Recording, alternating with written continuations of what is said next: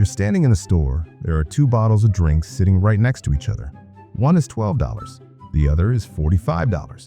You don't know anything about either of them. Same region, same grape, similar label. And yet, you reach for the $45 bottle. Not because you know it's better, but because it feels better. It must be better. Why else would it cost more, right? Here's the uncomfortable part.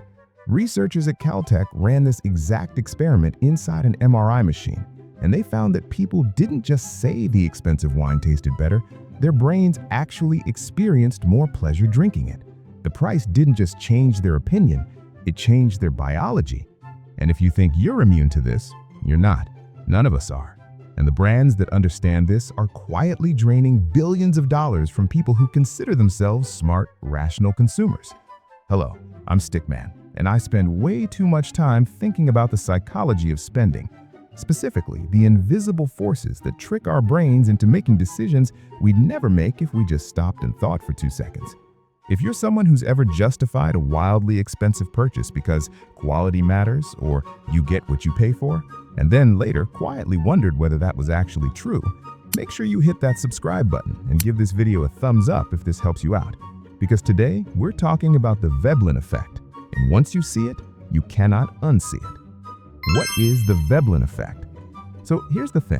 In normal economics, the kind they teach in textbooks, when the price of something goes up, demand goes down. Makes sense, right? Apples go from $1 to $3, you buy fewer apples. That's just how supply and demand works.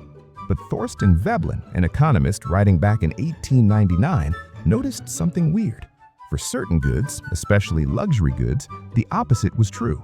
Raise the price and people wanted more. Not less, more. He called this conspicuous consumption. We now call it the Veblen Effect. And the reason it happens is both fascinating and kind of embarrassing once you understand it. See, for Veblen goods, the high price is the product. You're not buying a $700 Bottega Veneta wallet to carry your credit cards. You're buying the signal. You're buying what that wallet communicates about you to other people, and more importantly, to yourself. Look, humans are social animals.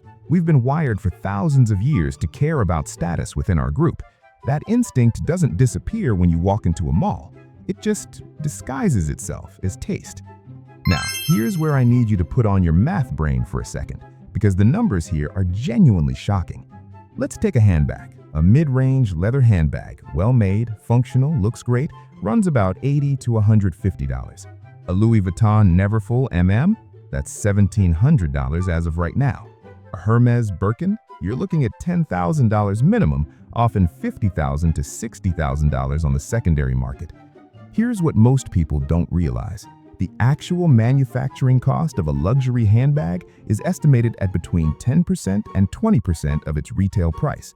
That $1,700 Louis Vuitton bag, the materials and labor likely cost somewhere around $150 to $300 to produce.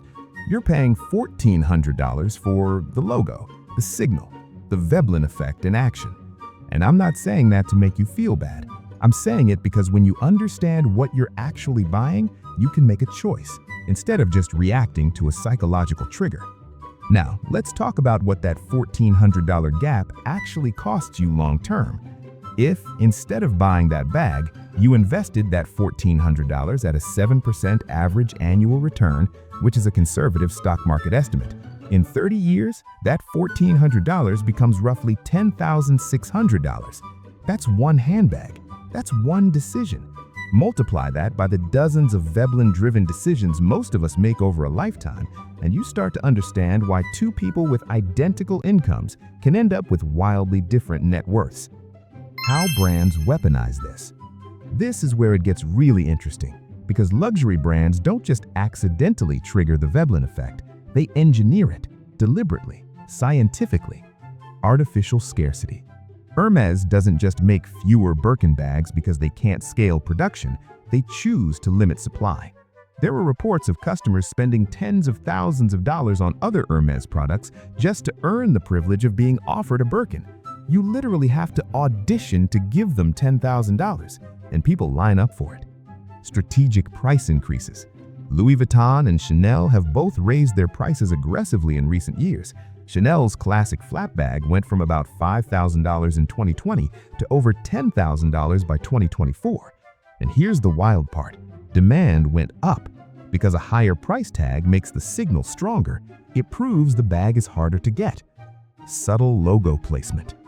Notice how the really ultra high-end stuff, the $50,000 watches, the top-tier Hermes pieces, often has less visible branding. That's intentional. The signal shifts. Instead of broadcasting "I spent money," it says, "I'm so wealthy I don't need to broadcast anything." There are layers to this game. Now, you might be thinking, "StickMan, I don't buy designer bags. This doesn't apply to me." And look, I get that. But the Veblen effect isn't just for handbags and watches. It shows up in drinks, as we talked about. It shows up in cars. A $90,000 BMW and a $35,000 Toyota Camry will get you to the same office at the same time.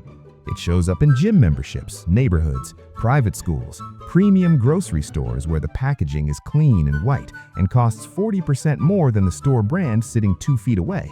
This thing is everywhere. The psychological mechanism. So why does our brain do this? Why does a higher price literally make something taste, feel, or seem better? It comes down to a mental shortcut called a heuristic.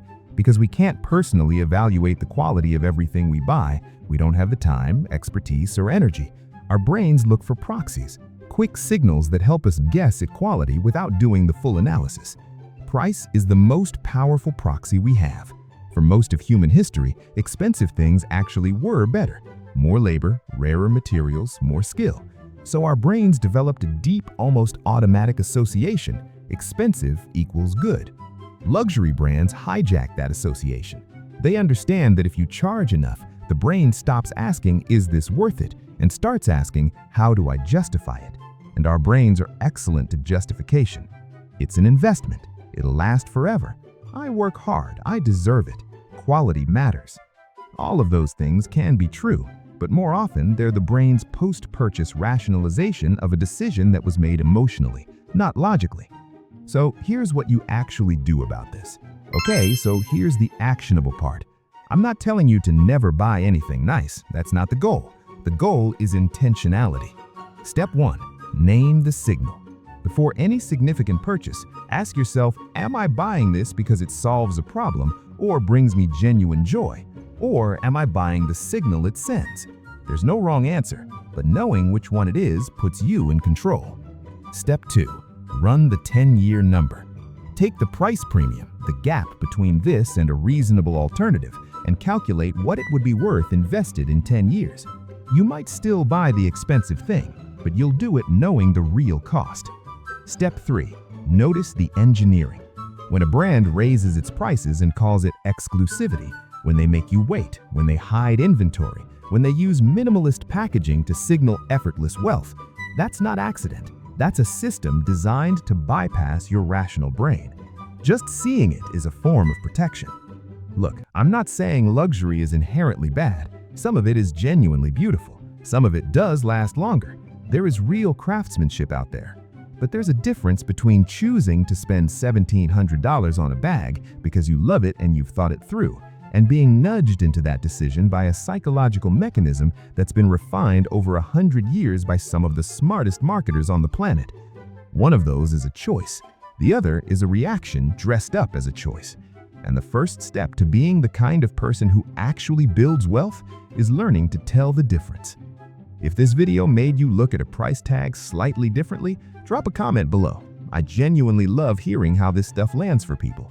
This is StickMan signing off today. Thanks for watching, and I'll see you in the next one.